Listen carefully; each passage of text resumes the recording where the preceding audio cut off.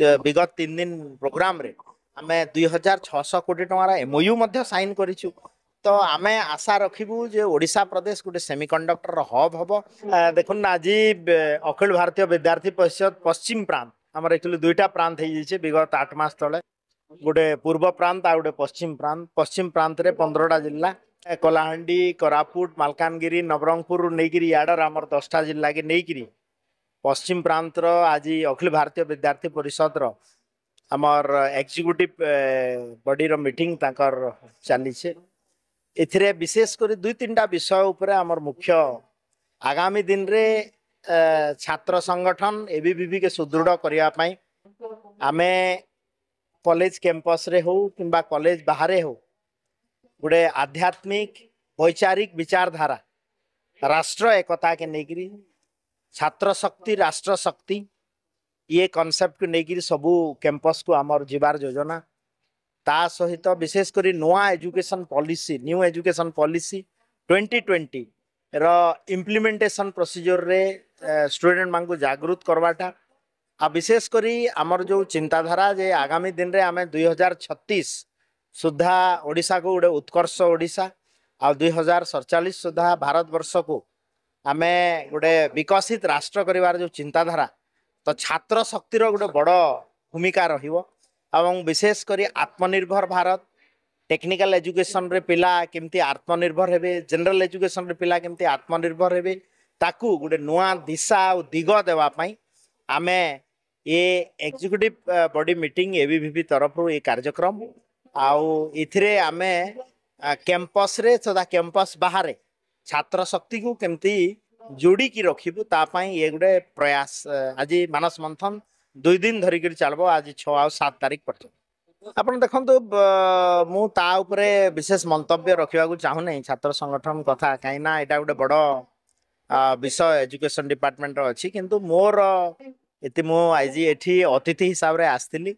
एवं जो कथा कहिले जे आमे न्यू एजुकेशन पॉलिसी कथा आत्मनिर्भर भारत कथा छात्र शक्ति गोटे राष्ट्र शक्ति रो बड़ भाग तो आमे संगठन को अखिल भारतीय विद्यार्थी परिषद माध्यम रे पश्चिम प्रांत रे छात्र संगठन को केमती सुदृढ़ कराहबो ता उपरे एठी गोटे निष्पत्ति निया जिवो एवं आगामी वर्ष तमाम से कार्यक्रम को आगु को निया जिवो। देखंतु मु विगत दिन रे गुरुत्व दायित्व नेइछि आगामी दिन रे मध्य नब किंतु आमर मुख्य अखिल भारतीय विद्यार्थी परिषद रो सबुथुरु बड़ विषय हला जे आमे राष्ट्रवाद आमे भारत वर्ष रे राष्ट्र प्रथम यही वार्ता ये बौद्धिक कार्यक्रम टाकू पिलांकर भितरे नेबा पई हमर चिंतन एवं बैठक मो यही कथा तो मु जान नथली एबे आपन ठु जानली आमे तो एदे गत काली मु दिल्ली रु फेरिछि एवं सेमिकन इंडिया 2025 रे आमे भाग नै कि आछू माननीय मुख्यमंत्री मोहन चरण माझी जी मो सहित आमे जाइथिलु आ आज भारत वर्ष रे यशस्वी प्रधानमंत्री नरेंद्र मोदी जी नेतृत्व रे ओडिशा प्रदेश को 2टा सेमीकंडक्टर यूनिट जोटा कि कैबिनेट रे 4टा पास होइतिला से भितर 2टा ओडिशा प्रदेश पई आसीछि एवं 6M आ 3D क्लास 2टा कंपनी तार बहुत शीघ्र एठी आमे लैंड अलॉटमेंट भी सरी गलानी आमर जहाँ आमर कार्यक्रम जना पड़ुछि ये जो दशहरा दशमी किंबा नवमी दिन तार फाउंडेशन स्टोन मध्य ओडिशा रे दिया जिवो गोटे इंडस्ट्री रो तो आगामी दिन रे ओडिशा प्रदेश को गोटे सेमीकंडक्टर हब करिया पई आमर योजना रहिछि एवं विगत 3 दिन भितरे 2, 3, 4 जो सेमीकन इंडिया 2005 रे आमे पाखा पाखी 22टा इंडस्ट्री सहित जो माने कि ताइवान रे मालेशिया रे तांकर इंडस्ट्री करिছে तांग सहित 1-to-1 कथा हिछि एवं 2टी इंडस्ट्री सहित आमर ये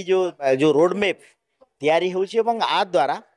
यशस्वी प्रधानमंत्री नरेंद्र मोदी जी अभिभाषण मध्य सुनिथिबे जे पूर्वरु जार पाखरे जो कुआरु तेल बेसी बाहरुतला तेल राजनीति रे पृथ्वी रे हलचल होउतला किंतु एबे जा पाखरे सेमीकंडक्टर चिप्स जेतकी उत्पादन होबो this A diamond of this digital era आउ से इकोनॉमी रे सेते हलचल करिवो एवं